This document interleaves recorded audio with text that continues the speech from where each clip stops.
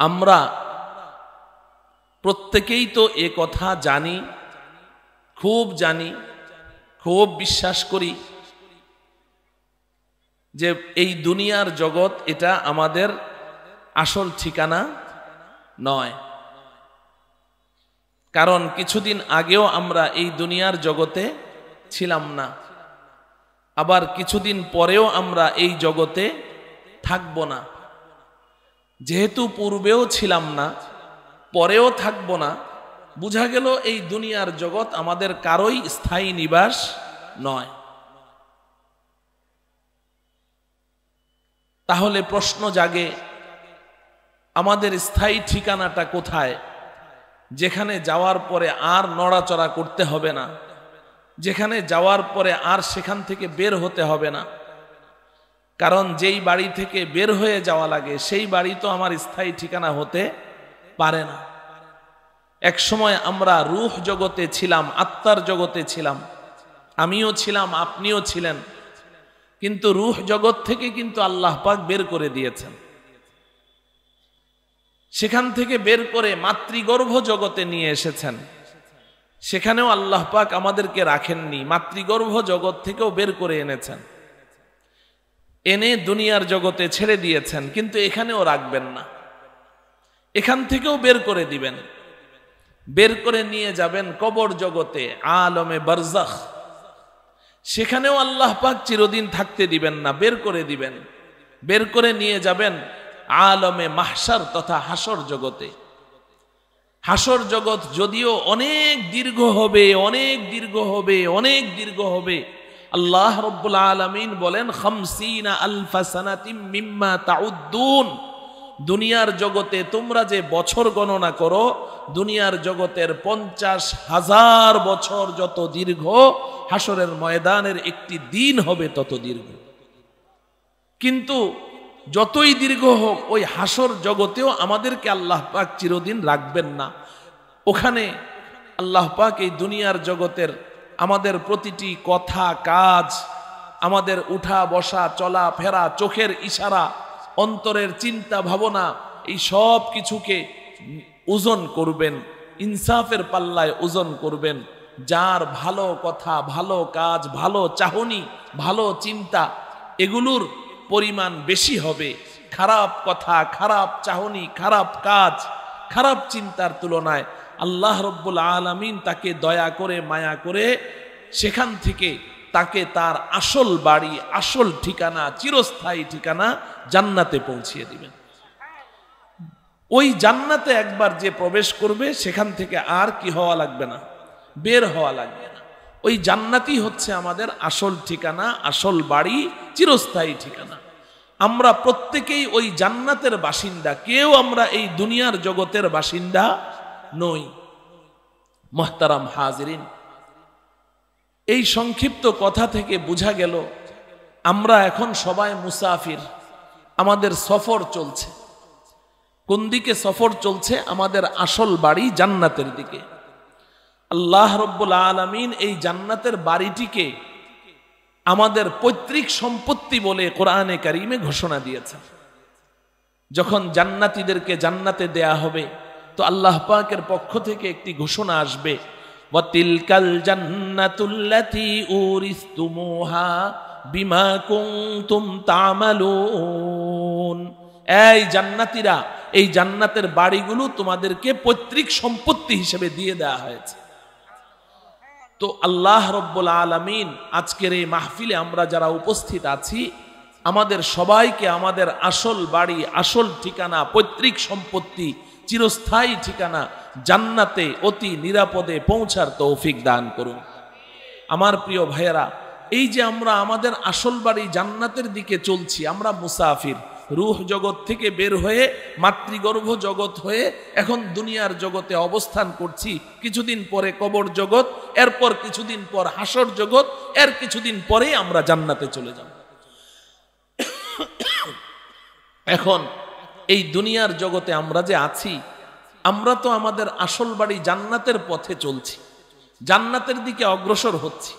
আর আমাদের এই জান্নাতের যেই পথ, আমাদের বাড়ির যেই পথ, এই পথের নাম হলো সিরাতে মুস্তাকিম। এই পথের নাম কি? সিরাতে মুস্তাকিম। এই সিরাতে মুস্তাকিম এটা হলো আমাদের বাড়ির পথ। এই যে আপনাদের উত্তরায় এই যে রোডগুলো আছে, এক একটা রোডের এক একটা নাম আছে না, বিভিন্ন ব্যক্তির নামে কিংবা অন্য কোনো নামে এই রোডগুলো দেয়া আছে। তো আমাদের জান্নাতের যেই বাড়ি, আমাদের আসল বাড়ি, ওই বাড়ির সড়কের নাম কি? সবাই বলেন সিরাতে মুস্তাকিম। বলেন ওই সড়কের নাম কি? সিরাতে মুস্তাকিম।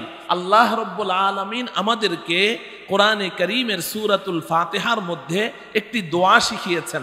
আল্লাহ পাকের কাছে আমরা দৈনন্দিন এই দরখাস্তটি প্রত্যেকেই, যারা আমরা নামাজ পড়ি, যাদেরকে আল্লাহ পাক নামাজ পড়ার তৌফিক দিয়েছেন, প্রতিদিন আমরা এই দোয়াটি আল্লাহ পাকের কাছে 32 বার করে আবেদন করতে থাকি। ইহদিনাস সিরাতাল মুস্তাকিম।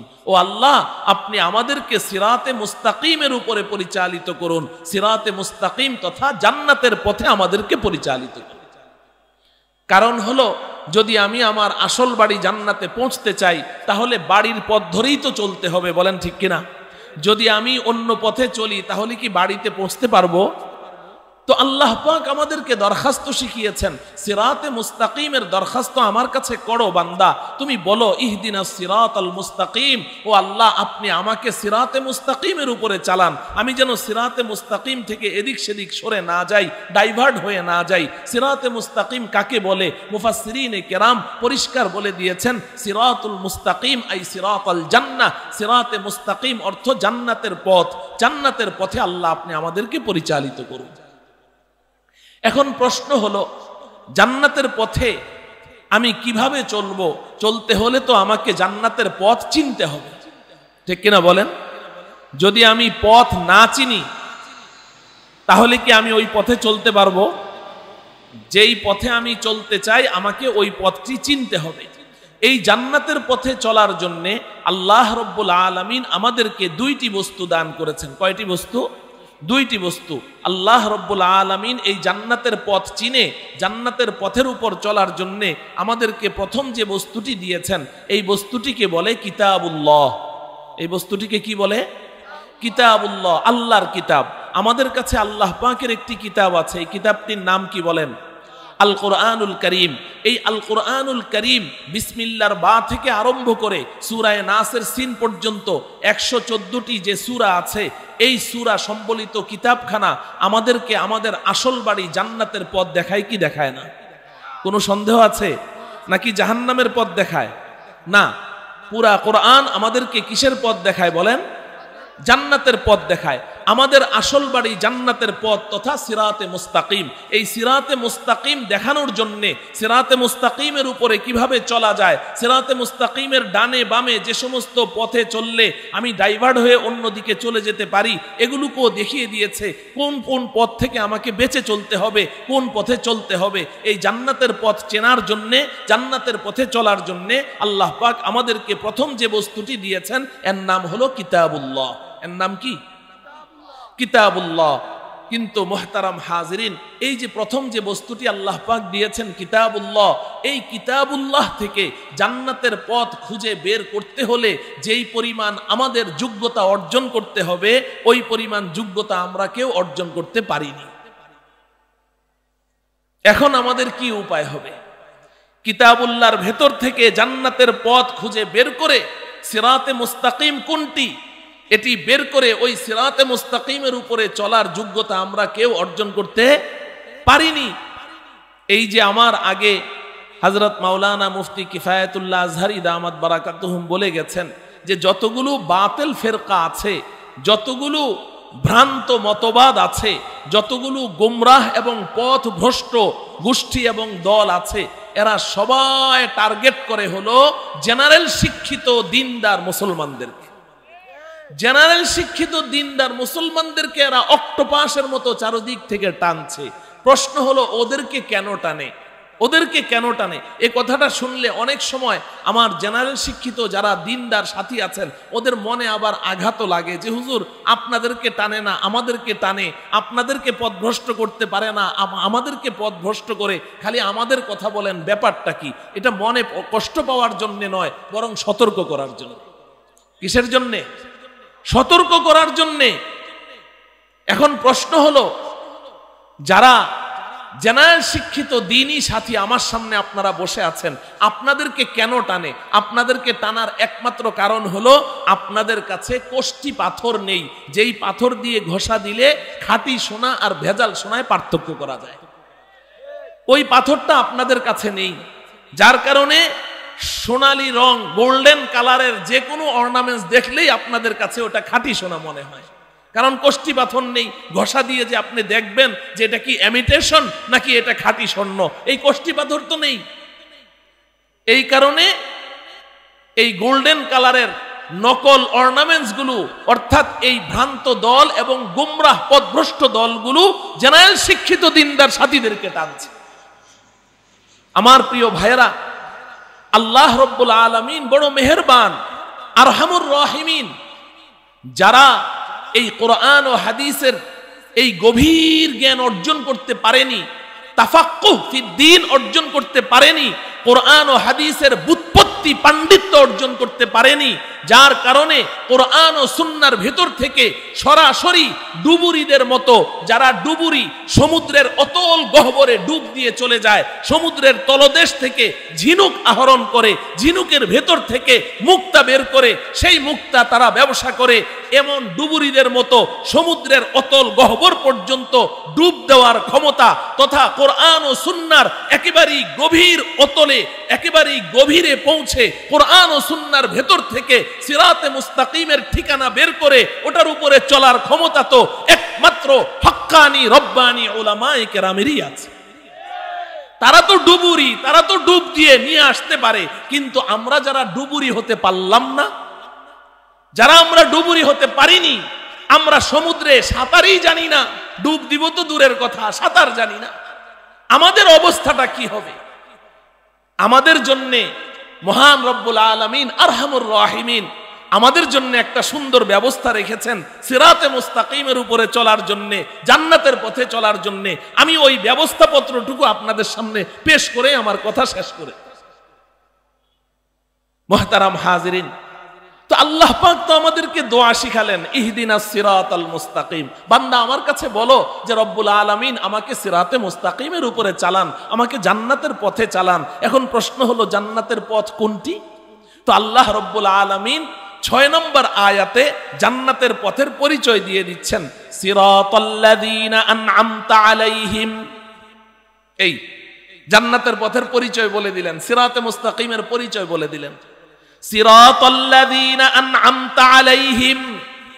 বান্দা আমার কাছে এই কথাটাও বলো, রব্বুল আলামিন জান্নাতের পথ ওই পথ যেই পথের পথিকদেরকে আপনি পুরস্কৃত করেছেন, আপনার পুরস্কার প্রাপ্ত বান্দাদের পথে আমাকে পরিচালিত করুন।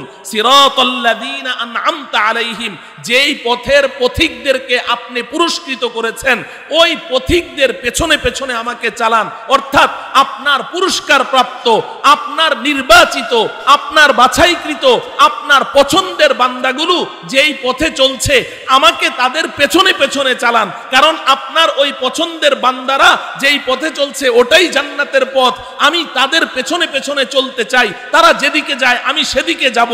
এক সময় চলতে চলতে আপনার ওই প্রিয় পছন্দের বান্দারা এরা এক সময় তাদের আসল বাড়ি জান্নাতে পৌঁছে যাবে, আমিও তাদের পেছনে পেছনে চলে তাদেরকে ফলো করতে করতে এক সময় আমিও আমার আসল বাড়ি জান্নাতে পৌঁছে যাব। বুঝে থাকলে বলুন তো দেখি। কথাটা অনেক বিস্তারিত, আমি একেবারেই খুব সংক্ষেপে 2 ঘন্টার কথা 2 মিনিটে আপনাদেরকে বুঝাতে চেষ্টা করছি। বুঝে থাকলে বলুন তো দেখি। আল্লাহ রব্বুল আলামিন জান্নাতের পথে চলার জন্য আমাদেরকে তো কিতাবুল্লাহ দিয়েছেন, কোরআনে কারীম দিয়েছেন, কোরআনের ব্যাখ্যায় রাসূলুল্লাহ সাল্লাল্লাহু আলাইহি ওয়াসাল্লামের সুন্নাহ এবং আহাদিস দিয়েছেন। কিন্তু সূরাতুল ফাতিহার 6 নং আয়াতে আল্লাহ রব্বুল আলামিন জান্নাতের পথের পরিচয় দিতে গিয়ে আমাদেরকে কিতাবুল্লাহ তথা কোরআন কিংবা নবীজির হাদিস ও সুন্নাহ এর কথা বললেন নাকি কতগুলো মানুষ দেখিয়ে দিলেন? বুঝে থাকলে বলেন, জবাব দেন।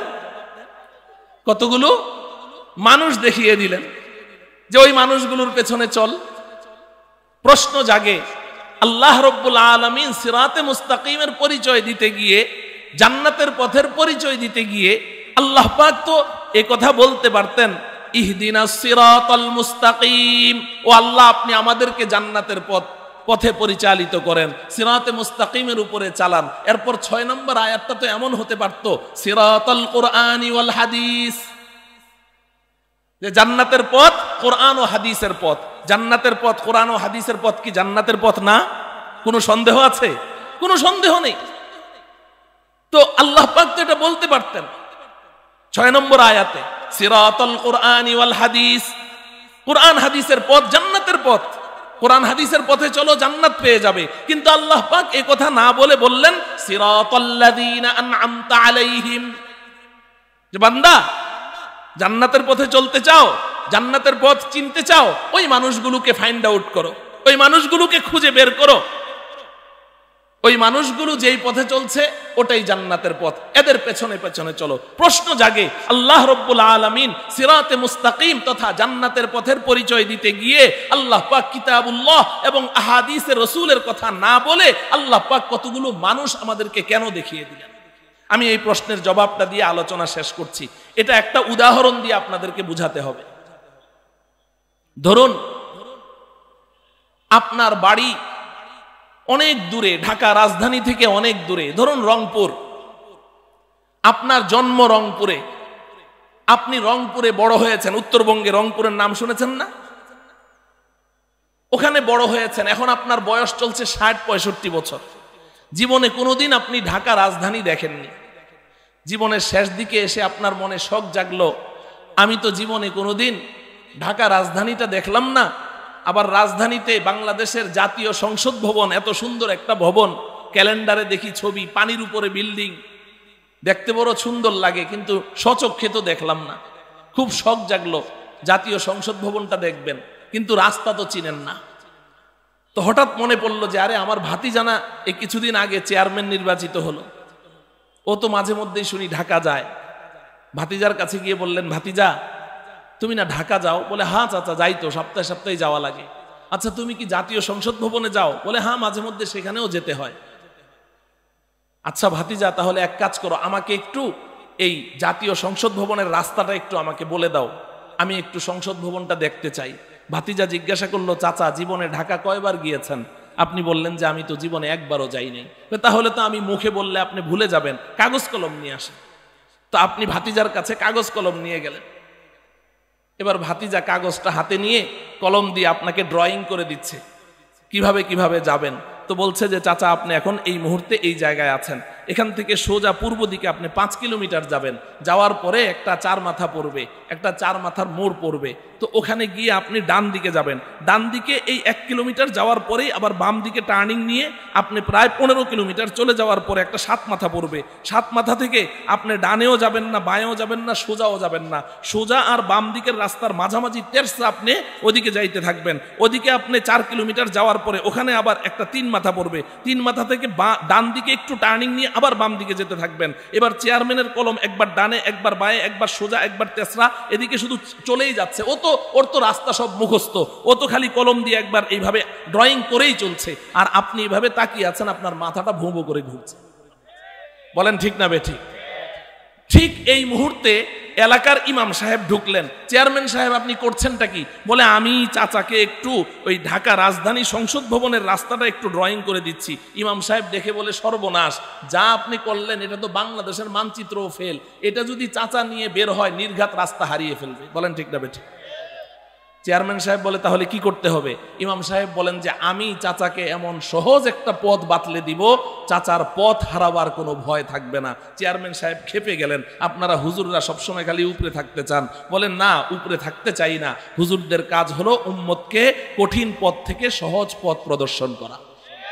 তো ইমাম সাহেব বললেন যে আমি একটা সহজ পথ বলে দেই। চেয়ারম্যান সাহেব বললেন ঠিক আছে বলেন। ইমাম সাহেব বলেন আমি এইমাত্র নামাজটা পড়ে বের হলাম, এমপি সাহেবের বাড়ির সামনে দিয়ে আসলাম, দেখলাম এমপির বাড়ির গেটের সামনে এমপি সাহেবের গাড়িটা দাঁড়ানো আছে, ড্রাইভারও বসা। জিজ্ঞাসা করলাম ও ড্রাইভার, এমপি সাহেব কি কোথাও যাবে? ড্রাইভার বলল হ্যাঁ হ্যাঁ, আজকে জাতীয় সংসদ অধিবেশন বসছে, স্যার তো দেরি করছে, খালি বের হবে গাড়িতে বসবে, আমি রংপুর টু ঢাকা সংসদ ভবন, ডানে বামে কোথাও যাব না, খালি অপেক্ষায় আছি, স্যার এসে বসলে আমি গাড়ি স্টার্ট দিব।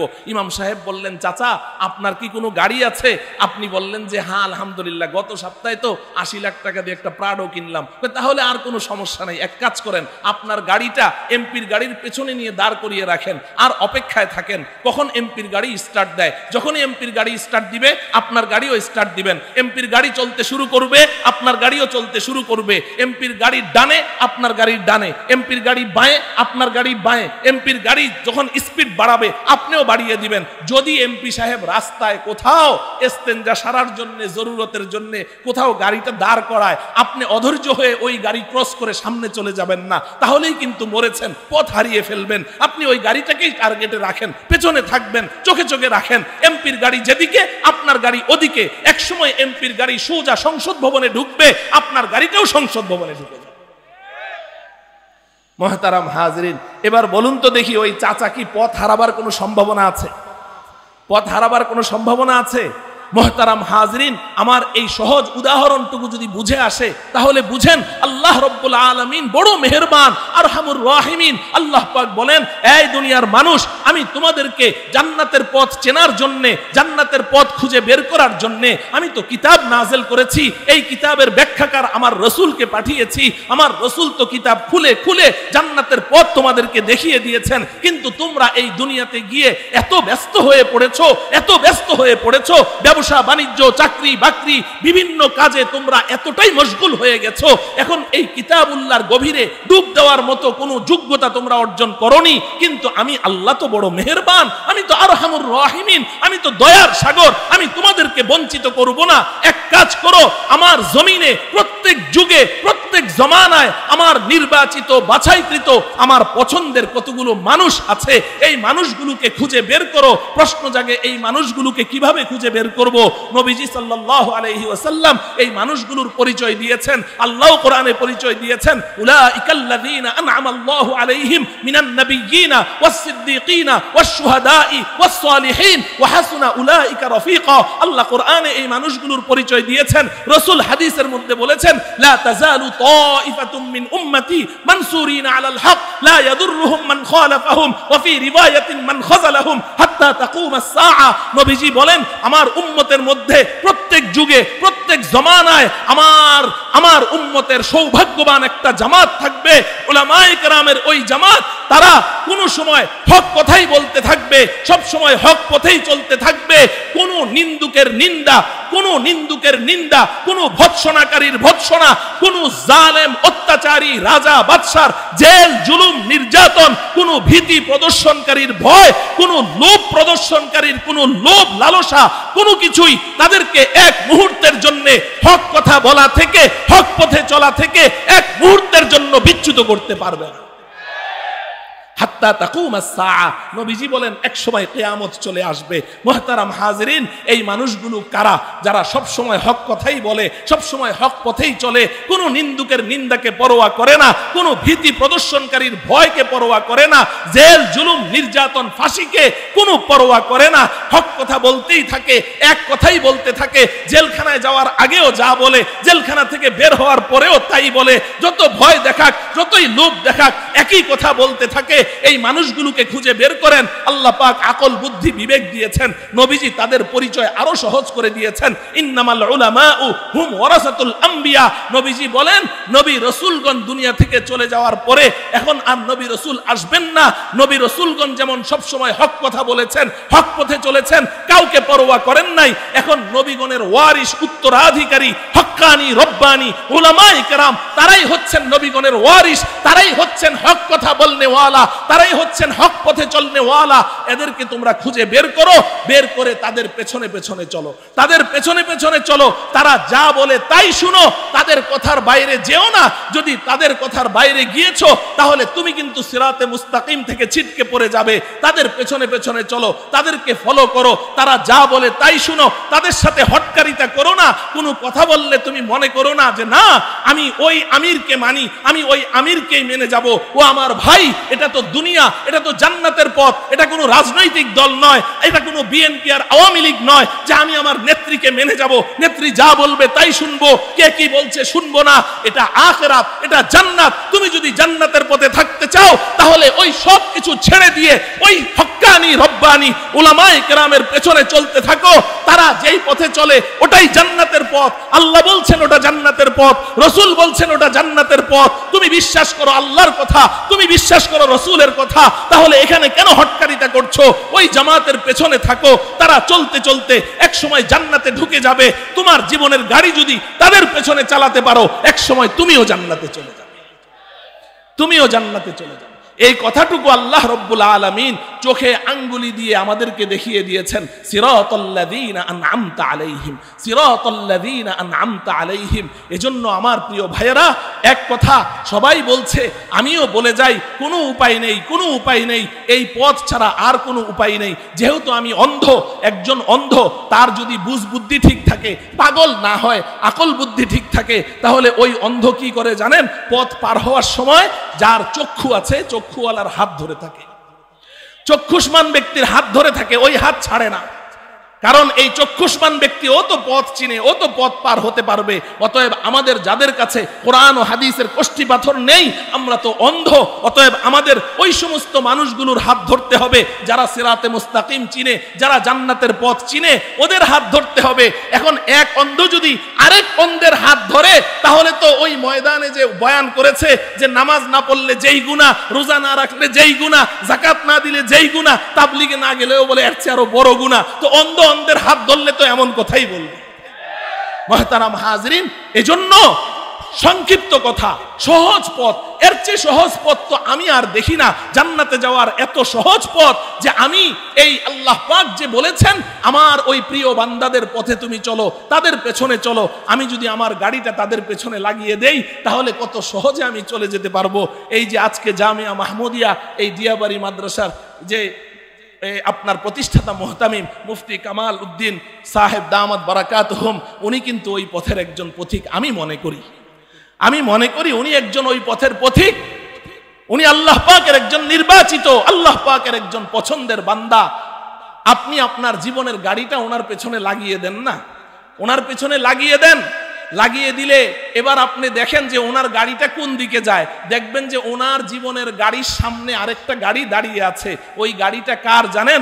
এই গাড়িটা হলো শুধু বাংলাদেশ নয়, এই উপমহাদেশ নয়, গোটা পৃথিবীর লক্ষ লক্ষ মুসলিম উম্মার রাহবার, হাট হাজারির হযরত, আমিরে হেফাজত হযরত মাওলানা মুফতি আহমদ শফি রহমতুল্লাহি আলাইহির গাড়ি ওনার সামনে দাঁড়িয়ে আছে, কারণ উনি তো তার খলিফা।